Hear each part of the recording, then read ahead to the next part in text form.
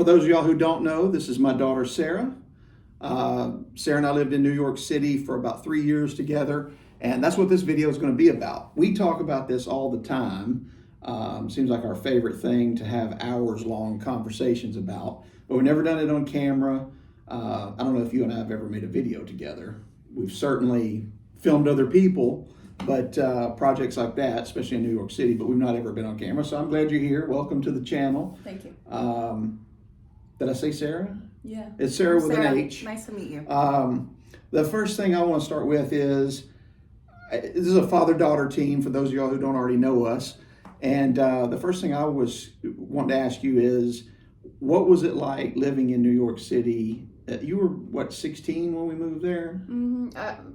I guess 16 or 17. Yeah. That's young looking back on it. Didn't seem like it at the time, but there's a lot going on in a 16-year-old's life. What was it like, just in general, living in New York City as a teenager? It was very chaotic, but it was also incredibly rewarding, and I feel like the chaos of it all kind of, as a 16, 17-year-old, gives you some lessons that have become useful in the future. It was a good time. It was fun. You get a lot of, whether you're 16 or however old I was, 46 or so, you get a lot of access to a lot of things that you didn't have where we lived before. And that part was definitely different. We went to some concerts that would have never come to the area we're from.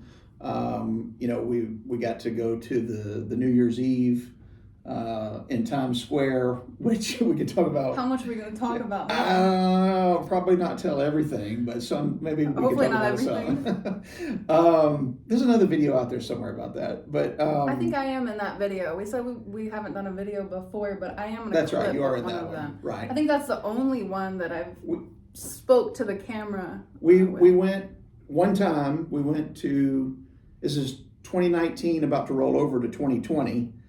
New Year's Eve, we went to Times Square and spent the full, it was about a 23-hour event. And we made it. Maybe I'll link that video here if you want to watch that. I don't think we got to go into a ton of detail. No. Looking back on it, the short version of it was, I love that. I'm glad we went the year that we did, and I'll probably never want to do that again. Never do it again. Right. But that doesn't mean we don't like Times Square. Maybe we should start off by addressing that. I like Times Square still. I still like Times Square. It seems like a lot of New Yorkers are like, yeah, I don't like Times Square. Don't go there. That's touristy, and you've got all the kind of the money traps there, from the CD guys to the headless Mickey Mouse and all this stuff. But there's really still nothing like it to me. That's almost like my favorite place to go the very first time I'm taking somebody around in New York. It is. That's what we do. Is we'll take people the first night that they come in, or during the day. We kind of wait till night and then take them to Times Square. And I was kind of embarrassed, actually, to like Times Square at the degree that I did. But we went to Olive Garden quite a bit. We did. At Times Square. And honestly, I know there's a lot more places in New York to eat, but that was some of the best memories, was going to celebrate at Olive Garden or just having a meal at Olive Garden. It was kind of a treat, surprisingly, in Times Square in New York.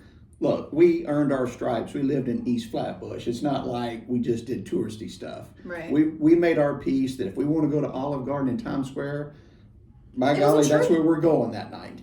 Yeah. And a good service there too. So I don't think we ever went there without it being good service. Yeah, it was great every time.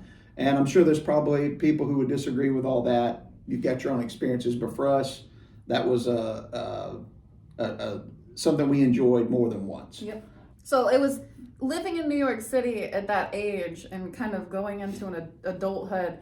It was chaotic, but it was a very good experience, and I wouldn't have changed any of it. Before we moved, and we made that sort of scary decision, we talked about it for a while, but then there's a specific moment where it's like, okay, we're doing this. We're not sure exactly how or what's going to happen, but do you remember that time frame? and kind of what that felt like? Yes. I'm sorry, I'm distracted by the person behind there. But yeah. Ask the question again. All right. So we set a very firm date of August 1st, 2017.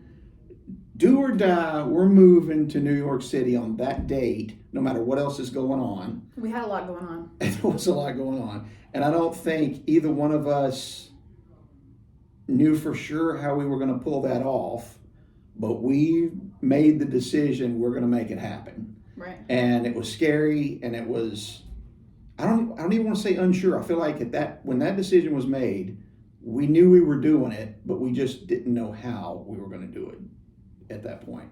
What do you remember about those months before we actually moved, kind of the summer of 2017? We'd already visited there several times together. Right. I can't remember when we had decided exactly we're going to move on August 1st, but I remember a winter before we left, I had a candle and I would just sit with it and then listen to some calming music, trying to calm my soul and my heart and my being a little bit so I could be patient. I was so ready to move to New York City. I had never been more ready for anything else. And I think waiting was the hardest part. But I will say, when I got there and we had been there for 2-3 months, I remember times where I was breaking down, crying, thinking, all right, well, this is great, but can I really do this? Can I really make it here? Yeah, I remember I remember us talking about that. I remember that same feeling. There was, that August, September, October, we're thinking, is this just an extended vacation? Are we going to have to go back home? How long can we keep doing this? Not just from a money standpoint, which was substantial, but just the whole experience. The part that we loved about it was also the part that was like, how long can we do this? And I remember feeling that way maybe close to a year even. I mean, it took a while to settle down, right? Yeah, a year of pure intensity of, I think maybe one day we're going to have to go back, not on our own accord. Right. And then the rest of the time, you're still worried, will there be a time that we do have to come back here or move somewhere else, just not be in the city anymore because of how difficult it was. But that's why it was so hard, was thinking about losing it. When you get to a place that you really, really enjoy and it feels like home to a sense, I think you're afraid of losing it. And that was why it was so scary. Yeah, definitely. So it's love. It really was love that I think we were feeling, just in a scary form. Right. We didn't want to just keep going back to visit. At that time, we wanted to live there and, be New Yorkers, as they say. Some of the stuff that pops out for me immediately was got rid of the car, had no job going up there. We're about to try to start a new business. We didn't take any furniture. When we went there, we had very minimal items. If you go into New York, I think minimalism is the number one thing you have to work on before getting there. So paring down your stuff, getting rid of every big item that you own if you're not going to be hauling a truck over there, which we were not. You have to get rid of everything, basically. And I was prepared for that, but I think it put in perspective for me how little items mean to me and how much more experiences mean to me. So, but it was weird to know that I could pair everything that I really needed, or maybe I didn't even need that, down into a suitcase and a backpack. And those suitcases and that suitcase and that backpack was stuffed full, but Right. That was our life at the time. And we didn't have much to our name other than that when we went there. And we were okay with that. I mean, we didn't need... I felt free. It was like it was lifted Less from to me. deal with. Yeah. I remember it being more about the experiences at that point. And I think that's why a lot of people are willing to live in a shoebox in New York City, because they have access to the city. And yeah, if they have, a bed and some running water, that's all they need. And luckily we weren't quite that extreme. We were, that first month or two, we had moved around to different Airbnbs for a week at a time, a month at a time. We went through several of those before finally what we would call home eventually, which was where we stayed for 3 years. And luckily that was a bigger space, a lot bigger. I want to say though that in giving up everything, I feel like each time that we ended up somewhere, we had an abundance of stuff that we didn't think we were actually going to have in the city, whether it was space or some locations had the subway system really close to you, the nearest entrance there, and those are things I think we were a little worried about going in. But I feel like having the liberty of giving up everything you have and then restarting in a place that you feel good about going, it kind of provided us with more than we thought we would have when we got there. Right, definitely. And I think that goes back to the making the decision part, whether it's moving to New York City or anything else that you're trying to accomplish. Things start happening once you make a decision to your advantage, and maybe it's some kind of subconscious thing that you're working towards, but it really does. I mean, the Airbnb that we stayed at for 3 years, free internet, free utilities, fully furnished. We didn't have to pay for any of that. Price never went up for 3 years. So had any of those things been an issue, I don't know if we would have been able to stay there at that moment. We did have a little bit of a walk to the subway all 3 of those years.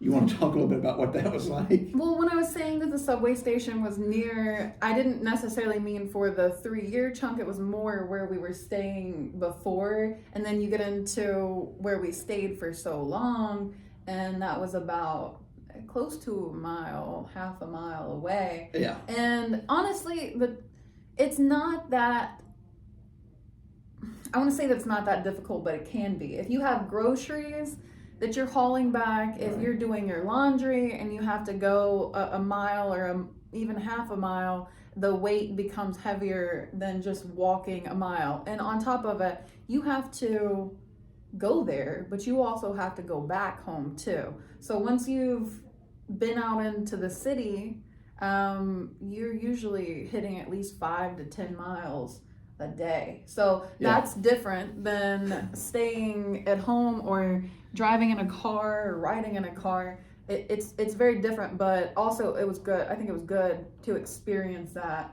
And even sometimes the struggle of having too many groceries to get back, it was almost like a lesson every time you went out. Well, the backpacks are such a huge deal there. Everybody's wearing a backpack. Back home, nobody. If you wore a backpack back home, you're stealing something. You look like a terrorist. Wrong. Yeah. But in New York, that's your that's where you have all your stuff that you might need for the day, right? And or that you might get while you're out, and not counting the groceries. But as your father, I remember being a little concerned about safety because there were so many unknowns. That was probably my biggest concern, about not knowing what that was going to be like. And at this point, I had visited New York, I don't know, 7 times maybe, a couple with you. We went on the father-daughter Christmas trip in 2016. I think that's kind of when you fell in love with it, and we're like, maybe this makes some sense. But this is it. From a safety standpoint, even in 2017, it was like,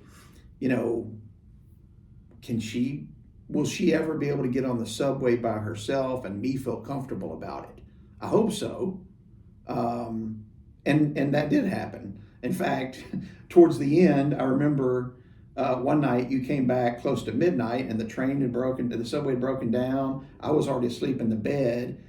You were going to have to walk back home that half a mile in the middle of the night, and on the front end of this, living in New York, that would have been a no-go for me. It's you being 16 years old. There's no way I would have wanted that.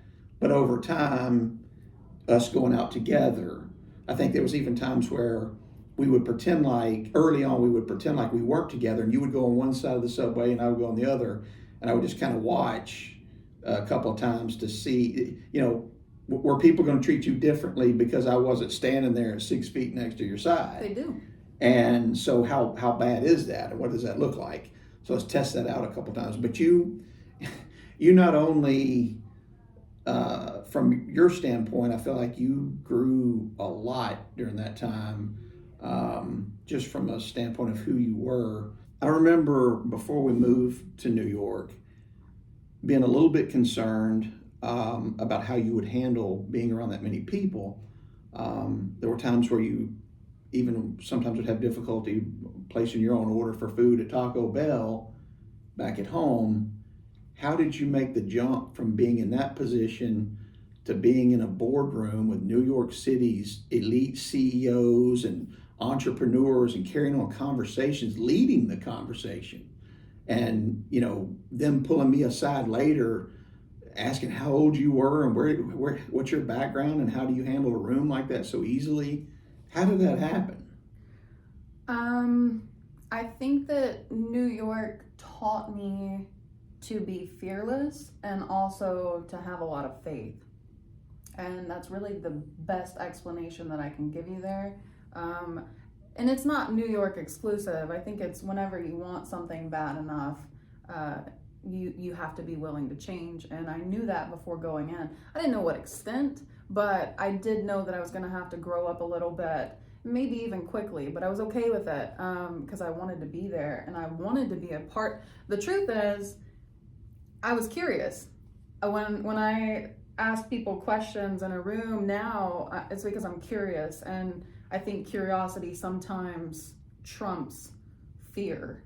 So you have to kind of become fearless, in my opinion, in order to be a part of the conversations you want to be a part of. Yeah, definitely. It was as a father, it was a fun thing to watch happen because you, of course, from an age standpoint, you were getting older, but you were learning things rapidly in your own way. And, by the time we got more towards the end of our stay there together, you didn't need me to help you streetwise or street savvy wise or be your bodyguard even, or, handle yourself in a room full of CEOs. You caught on to the business part of it very well. I will say the fear never went away of where I wasn't able to order something before at a Taco Bell to talking to these people in a boardroom. The fear and the anxiety never went away. I think that it was more about what means more to me than that fear or that anxiety, and remembering those things, not really consciously listing them out in my head, but feeling like I wanted something more for myself, and also just to be a part of, like I said, the conversations or an experience was more to me, became more to me with the help of New York City and a lot of other things and people.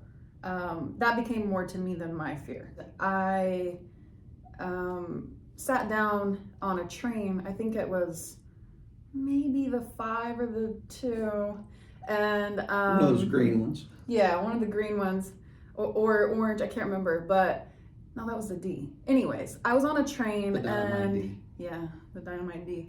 I miss it.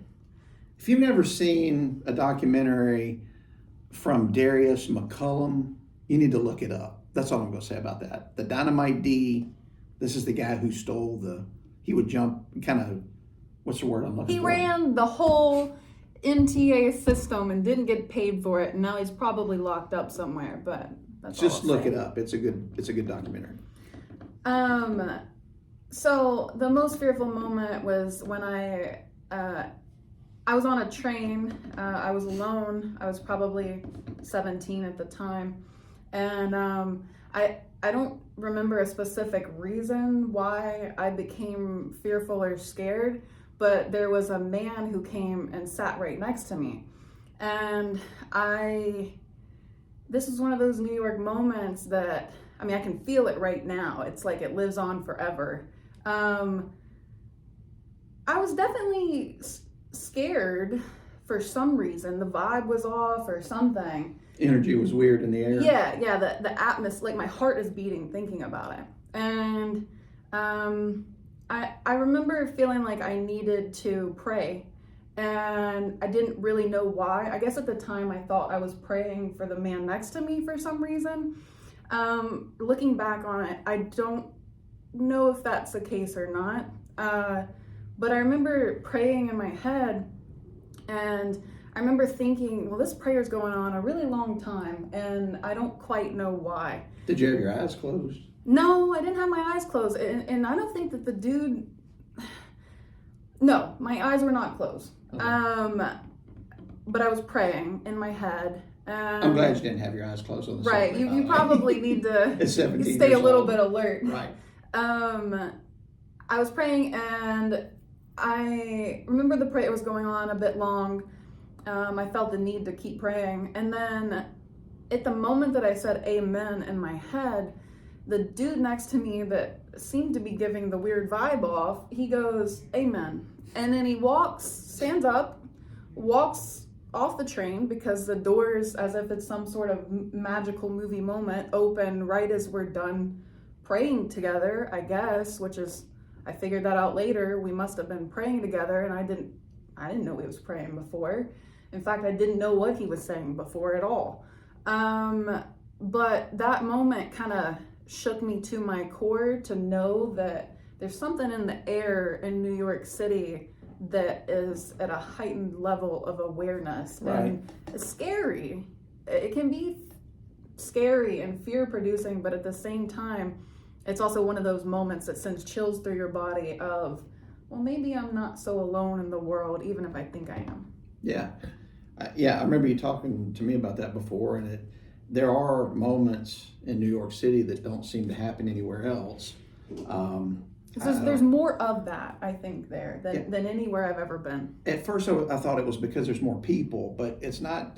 There's just some stuff that happens there that you can't explain. A normal explanation doesn't do it justice. And we had, that was a unique experience for you, but we had numerous times where something very out of the ordinary was going on, and the subway.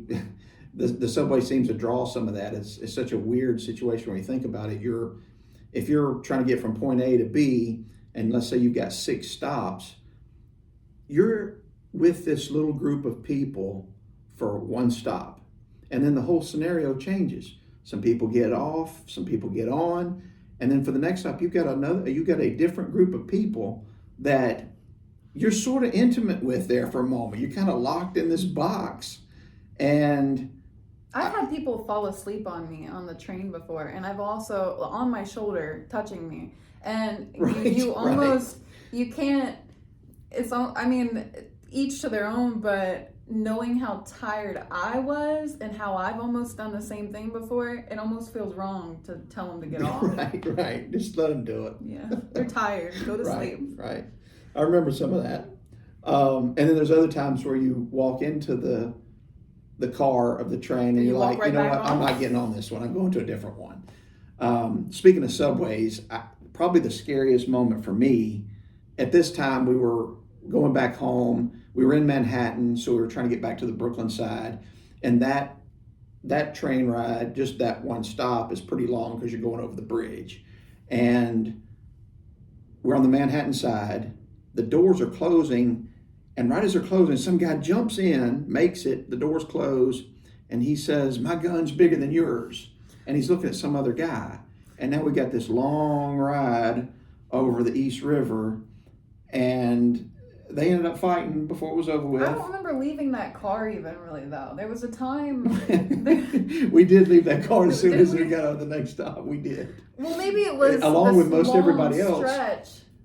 It was a long time. It was a long stretch that we were there with them, and right. I remember kind of thinking, I don't know if this is personal or not. What we didn't do, maybe this is what we're talking about. We didn't get out of that car and go to the other car while it was moving.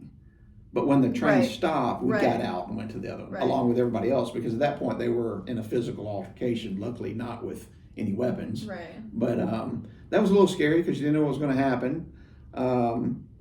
We don't have to list all the stuff. I mean, some stuff happens. You have to be aware.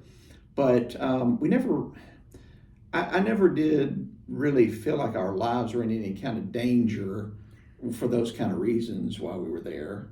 Right. I think that there was a sense of we're gonna be okay, and I think everybody thinks that something like that's never gonna happen to them, and you don't want to be caught off guard if something does happen to you.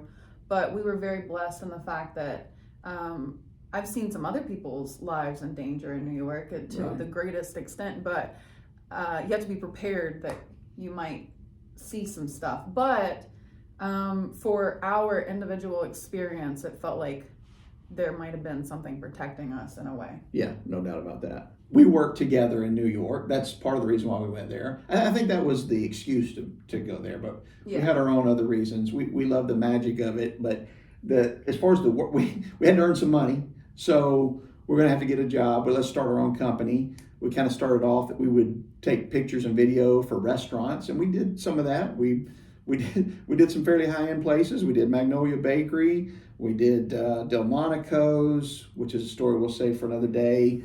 We did, look how great our video and editing was on this one.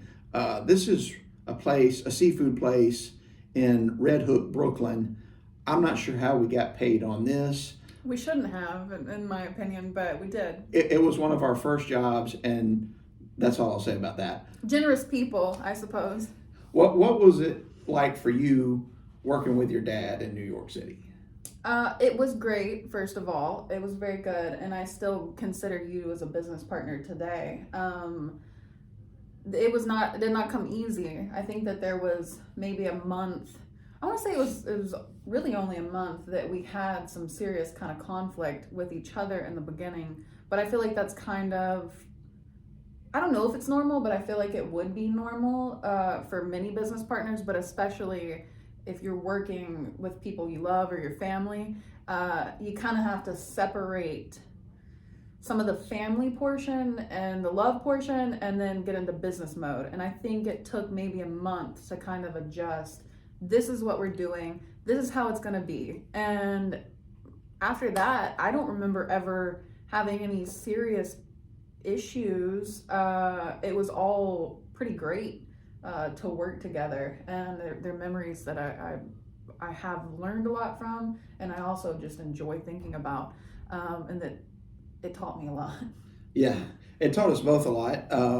We've, for the most part, had a great relationship since you've been born. I think there's the couple of teenage years there before we moved that most father and daughters have to work through, but it wasn't the end of the world. And in the overall picture, New York, no doubt, strengthened our relationship.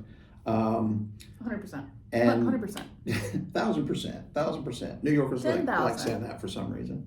You can only have 100%. You can't have 110. I'll say 110 every once in a while, though. You can't have 110. It's just not that. It's an expression to say I'm going to go above and beyond.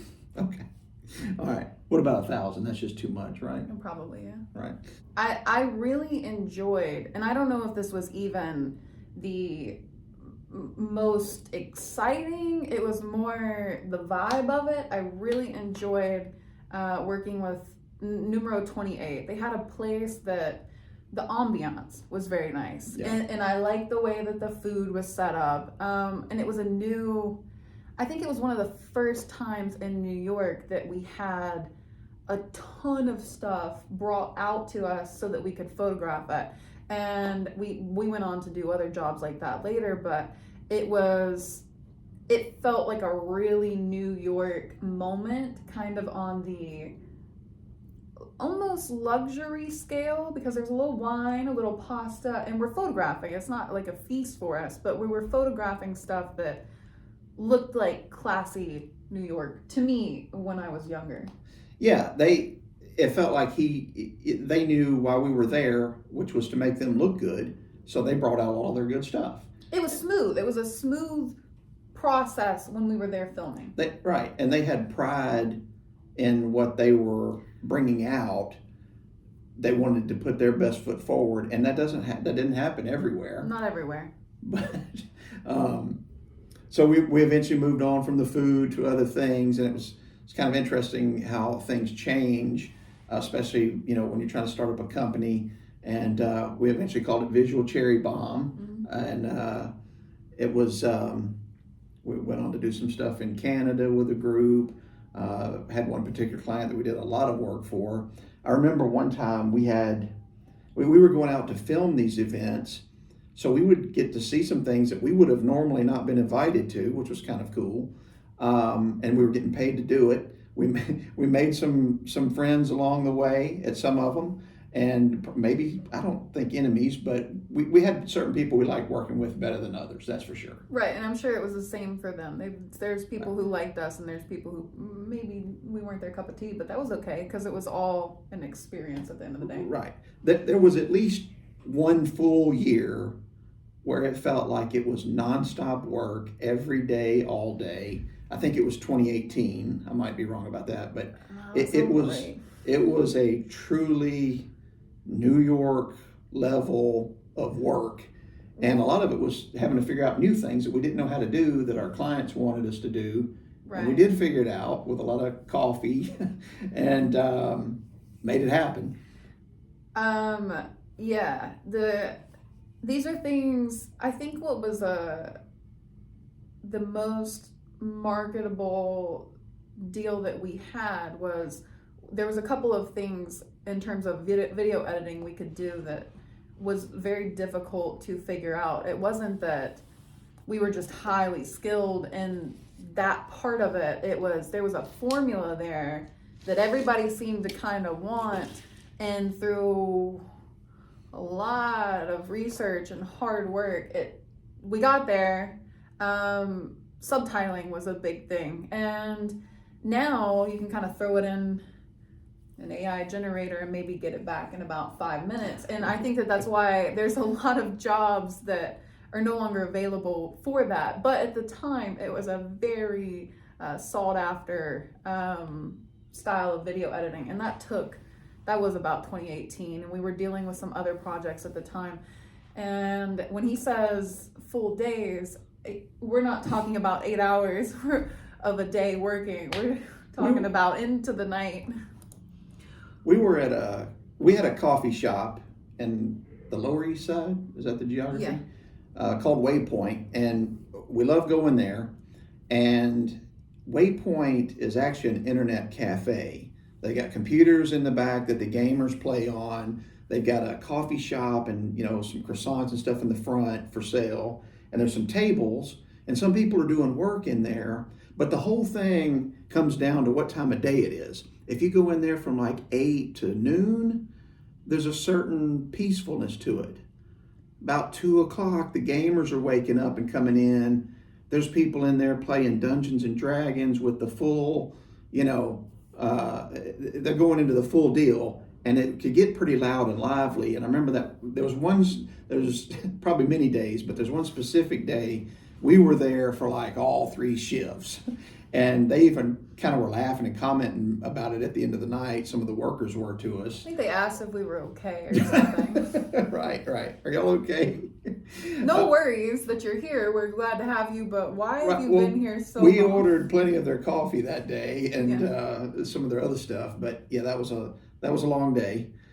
Great workers, by the way. Those people are very, very nice. Yeah. That was one that we enjoyed going to get work done at, for sure. What were some of your favorite places in New York City? We're out on business, and then we have to go pick something up to eat. Then sitting down kind of midday in Herald Square Park, and eating food out in, I don't want to call it the nature because you're around a bunch of concrete and buildings, but it gives a resemblance of a nice nature type of park in that particular area. And it was a good break from the hectic chaos and all of the city. That is the number one place that I think of. I don't know if it's the top on my list, but I think of that when you ask that question. It's hard to pick a favorite. I mean, it's kind of like this whole conversation. We could probably, if you told us to sit down and talk about New York, we had to make some notes or we would be even more all over the place than we are now. Speedy's in Herald Square. I don't know if it's still there. That place. Right. If you need some fuel for the day, go out to Speedy's in Herald Square Park or off of it.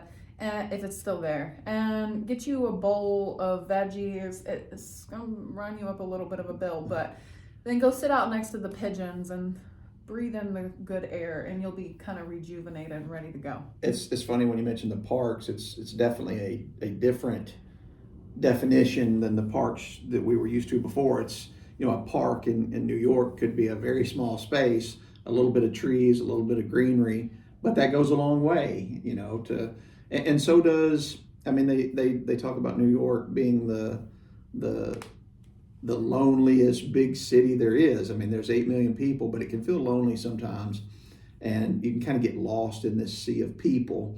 I think for the most part, we interacted quite a bit with people, more so on the business side. Some of them became friends, but I think, from just watching you, the advantage of you learning things from a business side early on was good. If there's any regrets on my part, it almost feels like you had to, because of all that, you grew up faster. You may have missed out on some things that normal 16, 17, 18-year-olds would go through or experience or have fun doing, because we didn't really know anybody when we moved up there. We certainly didn't have friends. We kind of had to make a few, but for the most part, in New York City, we didn't really know anybody. Well, I think for New York, among living in many different cities, you probably have to sacrifice something, and social interaction was not sparingly across New York. You definitely get a lot of social interaction. It's just not, you get a lot of one-time friends, one instance friends. Right. Meaning you may make a friend with somebody and you may never see them again. Sometimes it's not even appropriate to ask them for a form of contact so you can see them. That'd be weird, right? It would be weird, and it also could be very dangerous. So right. Sometimes it's just a good idea to take a moment as it is. And I think that that's what fueled me to be okay with sacrificing some of your casual, small talk, partying type of deal that a lot of people might be doing in their teen into 20 years. So I think there was times in New York that did feel lonely, but I would have never changed what we did or done anything differently at all, really. And I think that there's always going to be time to connect with people, but if you feel called to a city, you may not ever get that chance again. Being called to the city, it's funny you use that phrase. I remember standing with a friend of mine who had moved to New York City after we did. We're in Dumbo, Brooklyn, looking across the East River to the skyline. You can see the Freedom Tower and all the big buildings down there, the Statue of Liberty, Empire State Building's off. You can see both bridges. And he asked me, he's like, man, what is it about this city? It just kind of calls to you and draws you to it. And if you've visited New York City before, you have one of two ways of thinking. You feel exactly what he was talking about. And after about 6 months of being back home from your vacation, you're like, I really want to go back to New York as soon as I can. Or it was kind of a one-time vacation. You saw the Statue of Liberty, the Empire State Building and stuff. And like a lot of other cities, you're kind of done with it, and that's fine.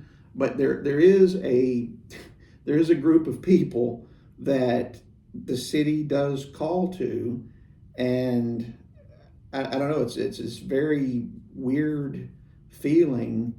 You and I have talked about it. We've felt it after a certain amount of time.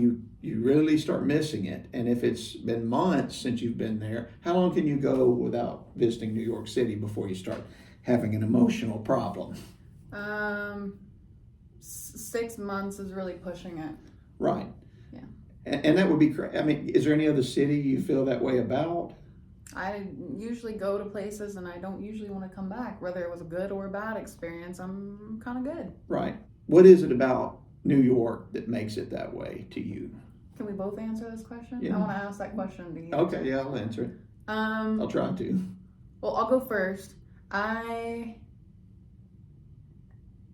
It's indescribable. I don't really have a way to describe it, actually. It's not a singular thought process or word, or there's nothing that you can do on this earth in order to describe that. I think that for the people who do feel called towards it, it's the calling is a feeling, not a phrase or something you just think of. You just feel it in your heart, your soul, your body, your whole entire being. And I don't know why. I don't know why it happens. I still haven't figured it out. It happens to me when I'm thumbing through social media, and there'll be a certain video. Usually, I think it's on Instagram. There's some video I'll see, and I'll be like, "Oh yeah, I'm missing New York because of this video." And it's not what you would think. It's not. I like the skyscrapers a lot in New York, but it's not the Empire State Building or any one particular thing. It could be something as simple as, someplace in Brooklyn where there's a piece of trash blowing across the street or something. It's those little moments that remind me of certain times and memories that we had there. There's certain people who have, take it as you will, but have New York written on their heart before they're born. And that's the best way I can describe that. You were eating vegan the entire time we were there. Yeah. And that is one of those things that New York offers that we didn't have back home. And Beyond Sushi, I think, was that vegan? Yeah, sushi? All vegan. I think they're still there today. That being said, they had a sweet potato black bean brownie with a black sesame ice cream, as well as a rose ice cream, and I think maybe some sort of chocolate or caramel ice cream trio. They don't have that as a trio anymore. I messaged them exclusively on Instagram for one of my birthdays to figure out if they did. They don't. I do think they have some sort of version of it, but I don't know if I'll ever be able to eat that again. So if anybody from Beyond Sushi or with contact is watching this, please put in a little word for me. It was a great place. I liked it. What I found was that, we didn't have to eat at a separate restaurant every time just because I wasn't vegan. And I didn't take on a vegan diet or lifestyle, but some places would have both. And are we going to talk about sizzle pie? I mean, it's a sore subject, but we can. That in August of 2017, our first month there, part of the time we were living in Williamsburg, and we were really only in that area for about a week, but we found a place just because it was close called Sizzle Pie. It's a fairly small place, a few seats. They got more seats than Joe's, but it was kind of a local place. Loud music, but it was loud good. rock, heavy metal music. Customer service was okay, but they had like 2 rows of pizzas. The top row was vegan, the bottom row was regular pizza. And so good. We both could get what we wanted there. It was really good pizza. And about 2 or 3 months later, we still went there some, even though we didn't live in Williamsburg at the time. So we would go over there, make the trek, and like 2 or 3 months later, they closed up shop. I think that somewhere in the world or the U.S., I want to say maybe in Canada they have one. Montreal, I don't know. I think it's Colorado. And I looked them up one time. I thought it was Colorado, but I don't know. Maybe Canada. I believe they have a location somewhere in the world, but they took it away from us. And we found another place that had both a couple of times. We found several places that had both vegan and non-vegan pizza. Wasn't the same. I tried the vegan pizza.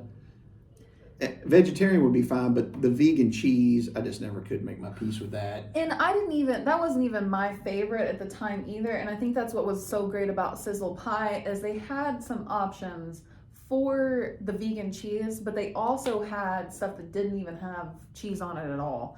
And it was really good. I'm talking about they had a red sauce with some sort of onion, like sweetened onion topping. It was so good, in my opinion, and I know that this might not be agreeable with everybody, but that was pizza to me. And it was still pizza, even without the cheese. And bubble tea was a big deal. And Right. You had gong cha. Yeah. What were some of the other ones? Well, not everywhere had non-dairy options for milk tea, but Gongcha did. I want to say there was a tea makers that came into Times Square a little bit towards the end. That might be when I visited to New York since we've left. But tea makers is really good. There was some boba pearl or something that had ice cream with boba on top. I don't know if that's a specific name or not, but there is Jupioka was close to where we lived. I remember him bringing back some bubble tea for me many times. Appreciate that, by the way. Right. It's part of the daily routine. If I was out, filming something or doing something, anytime we were on our way back home, meaning walking from the subway back to the house in Brooklyn, you wanted to stop by the Target or the bubble tea place or whatever, or check with the other one. Because what you didn't want to do, when you got home, this is part of the reason for the backpacks. When you got home, you were done. You're not going to go back out no matter what kind of craving you had. You might use Uber Eats or DoorDash, Seamless, I think it was called back then. Probably used a lot of that. It would have to be extreme for you to go walk back to, a half a mile to go pick up a candy bar or bubble tea even. But we did do that a couple of times, but you wanted to get all that done on your way home. So we would stop often at Target. And I guess that was another one of the big changes, not just not having a car, but because we didn't have a car, you're not buying a trunk load of groceries ever. You're getting what you need for the day or for the next few days, whatever you felt comfortable that you could carry. Or you're ordering it, but you don't want to bring home 50 bags of groceries because you may not be very close to wherever.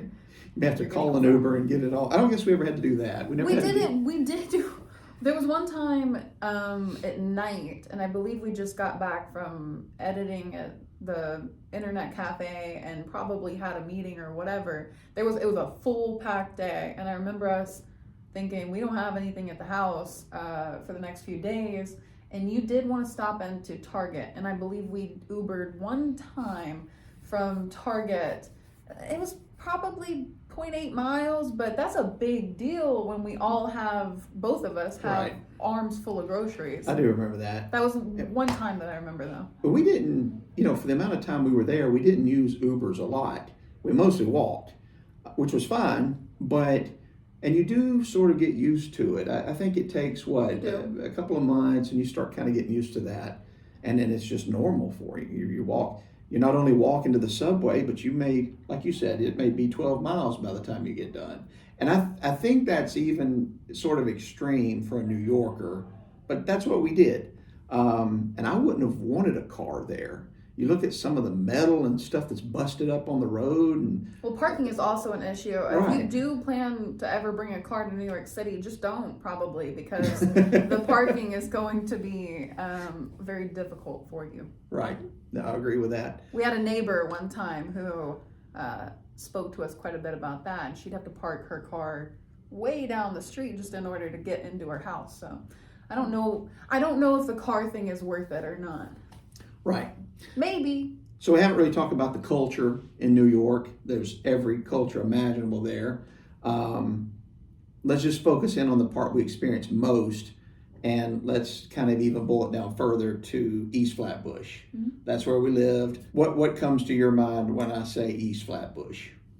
I think there's a lot of soul there in that area, and I remember on our particular strip, and when I say strip, I mean the 5 houses next to us and in front of us. There's a lot of families, there's a lot of people in their household, but there's plenty of families who they want to have their whole family raised and to grow up in that particular area. And there's a lot of fight to stay there. And I like that. Right.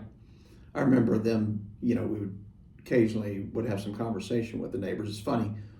One neighbor we talked to a little bit, and then the people on the other side of us, I don't think we ever even we wouldn't be able to pick them out of a lineup right now. I don't think I've ever seen their faces. I think the only time I've ever heard anything, even on that side of the wall, was I believe they had a granddaughter visiting or Right. something. You could tell when she was visiting. I don't think they themselves ever made any noise, ever made any appearance, anything like that. Not that it was bad, it just, you didn't see them. They were probably wondering why we were making so much noise. Not that we were having parties, but the stairs creaked and a bunch of other stuff. Right. Well, tell me what your favorite season was there. That's difficult. My first immediate thought is to say fall, just because that's my favorite season in general. But there's not really a ton. Like Halloween is not a super big deal to Right. people like us. There's not a ton going on unless you wanted to go drink and party. Not a lot of trick or treating up and down the No. stoop, unless you're in Park Slope or something. Right. Where we were at, it was not. Fall wasn't a huge deal, but I think that It's a great time to visit New York, I think, if you're just going for a couple of days. right. Living there, I think that I don't know if it's my favorite. I don't know that I have a favorite season in New York. I do, although Autumn in New York is a good song by I don't know who made it, but Billie Holiday version is good. that is good. I don't think I have a favorite season in New York, but I think I learned the most in summer. There's a lot that happens in summer Right. in New York. It's And- almost as if there's a switch that's flipped and things kind of get a little hectic. And it gets hot there, especially in the subway. I don't ever be fooled that it doesn't get hot in New York. I would say that it gets scorching hot, and a lot of it probably has to do with the concrete and the reflection off of the buildings, but the subway system, very humid and hot. The rest of New York is not very humid, even in Right. the summer, but Compared to in- the South, is definitely Right. no comparison. but in the stations and the subway stations, you feel like It's kind of you're stale down there. it's not just stale, you feel like you're in a swamp or something and Right. not going to make it out. For me, I was going to say fall also, and there are moments.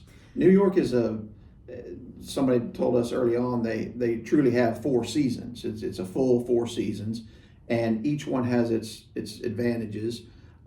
There's not a lot of disadvantages to the fall one, I think, is why I like it a lot. But Subtle. It's subtle. calmer. It seems to be in the fall more than any other Right. season. as far as the winter's concerned, it snowed more than I've ever seen it snow several times. But that didn't mean it snowed all winter.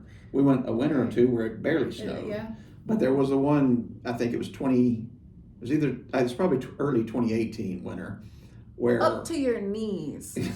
right, and had no car, so we were walking back, and we had our suitcases one time dragging them through that kind of snow. That was interesting. I don't know how we didn't make it out of that without a little frostbite Right. or something of the sort. The wind was a big issue to me. Whether we were out or in, the wind would just come whipping through, and you heard it a lot. I remember it kept me up at night just because of the noise. You would several feel times. it inside of.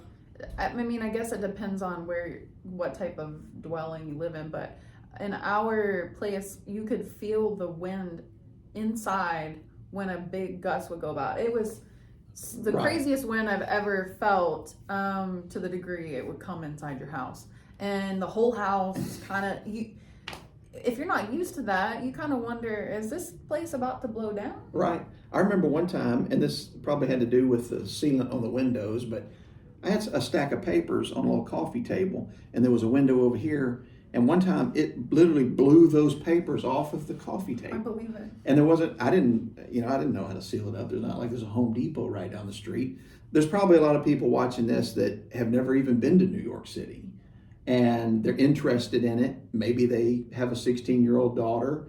And what would you tell them that, hey, maybe you would have done this part a little differently? What would you tell your 16-year-old self if you could go back now that you've gotten older, that worked well for you, and maybe something you might change or do a little differently?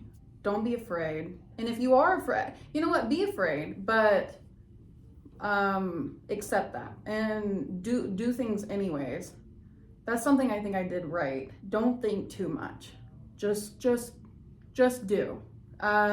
Even though I did a lot of things regardless of my fear, I would go back and tell myself, or tell somebody who's listening now, don't think yourself out of situations that you want to be in.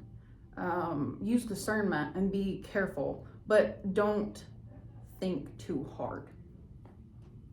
There's a tendency to think that everybody in New York must have it together and they've got it figured out, whether it's business or whatever it is. That's just not the case. And, give yourself some grace is probably what I would tell us. Don't feel like you're the only one who doesn't have things figured out. Most people don't know what they're doing, and they just try and figure it out as they go along and do the best they can. And that goes for the entire world, not just New York. A good mentor told me once that nobody on the face of the planet is better or greater than anybody else. And the truth is that people are probably more thinking about what they're doing right or wrong versus what you are. And it's not to say that people aren't watching you. They probably are, but not through your eyes. And it's more important to see yourself in a good retrospect versus somebody else seeing you that way. And that's what gets you where you want to be. I think that's a good place to end it. I've enjoyed it. Thanks for being on with me. Thanks, Ben. Had a good time. What was it like living in New York City as a teenager? Well, first off, who am I? Well, I didn't know if you wanted all that on there. I didn't know if you were hiding from social media. I'm not hiding from social media. All right. Well, we'll do a proper introduction. All right. Okay. I feel weird without a proper introduction. I don't think I've ever been on this page. Me. All right. Am I taller than you? Well, we can boost it down a little. No, I already raised it. It was very good, but let me start over. It almost sounds like I'm leading you to say I was great or something. No, I wasn't going to continue with that. I have to look up.